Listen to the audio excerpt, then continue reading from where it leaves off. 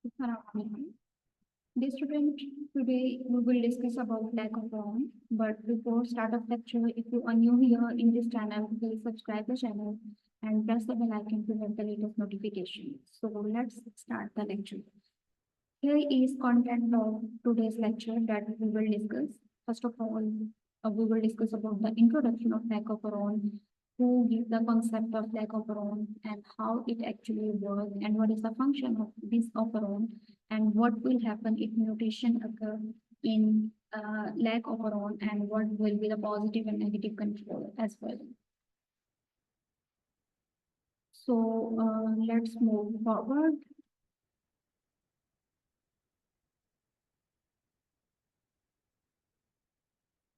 Operon basically is our operating unit, which can be defined as a cluster of genes located together on the chromosome and they all transcribe together.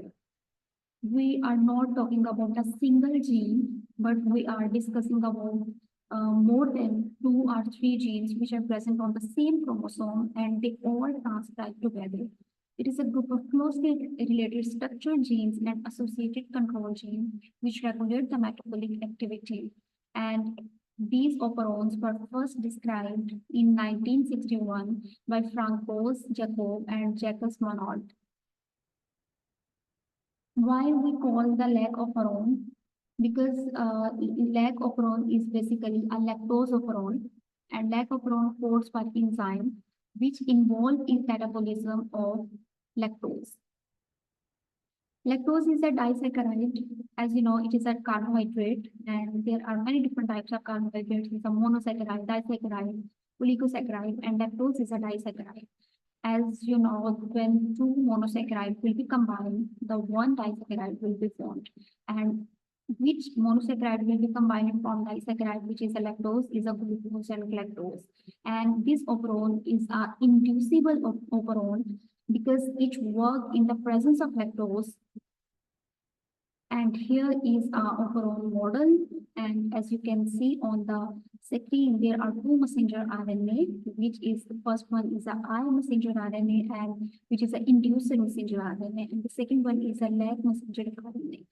And when the inducer messenger RNA will attach with it and the repressor inducer complex will be formed and it will not bind with any DNA molecule. And the lag messenger RNA, which helps in beta galactosidase, and these are different enzymes which helps in the regulation and conduction of glycoprotein. There are different genes, LAG-Z, LAG-Y, and LAG-A. LAG-Z code for enzyme, which is beta galactosidase, and the function of LAG-Z is beta galactosidase is the breaker of lactose into glucose and galactose.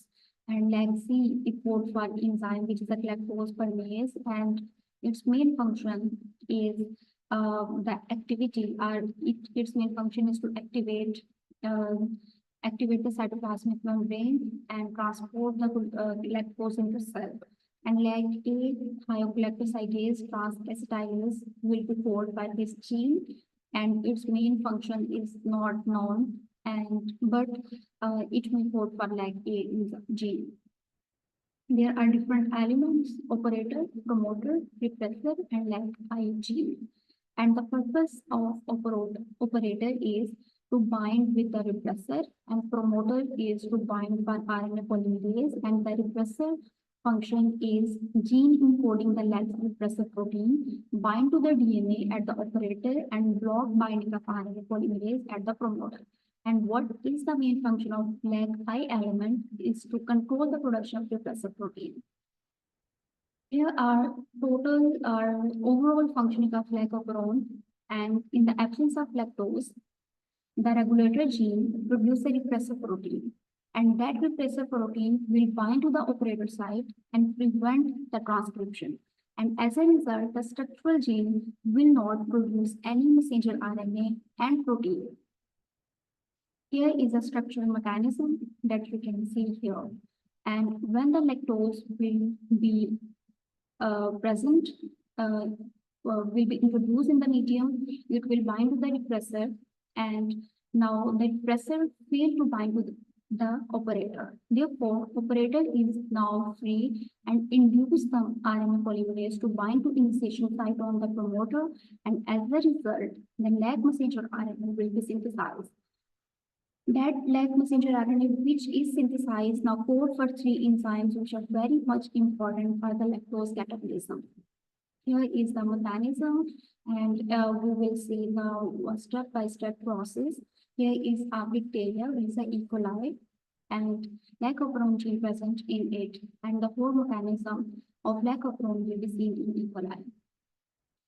Repressor molecule is present and it will bind to the promoter region. And lactose molecule, here is a scenario that we are discussing when the lactose is present in the environment physically.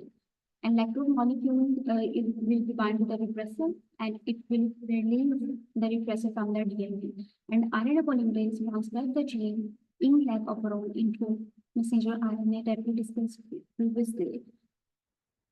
And the ribosomes will be translate into messenger RNA into proteins, and one of the proteins that will encode for lactoferrin allow the lactose to enter the cell at a high rate.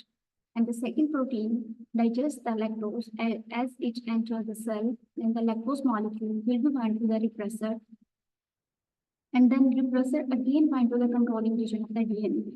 Here are different scenarios. When lactose will be absent, what will happen inside the cell?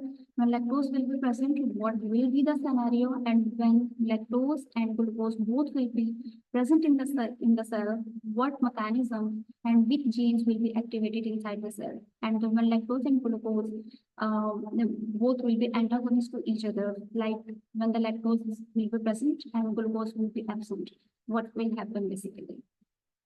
When lactose will be absent, the repressive protein continuously synthesizes. The site on the sequence of DNA just in front of lactoferrin, the operator site. The repressive protein will block the promoter site where RNA polymerase settles before it starts transcription. But when lactose will be present, the small amount of sugar allolactose is formed within the cell. This fits into repressive protein at another active site, which is allostatic site.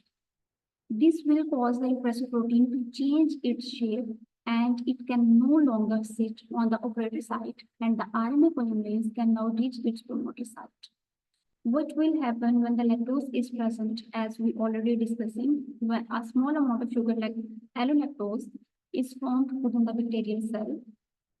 This switch onto repressor protein at another active site, and it can cause the repressor protein to change its shape and it can no longer sit on the operator site, and the RNA polymerase can now reach its promoter site.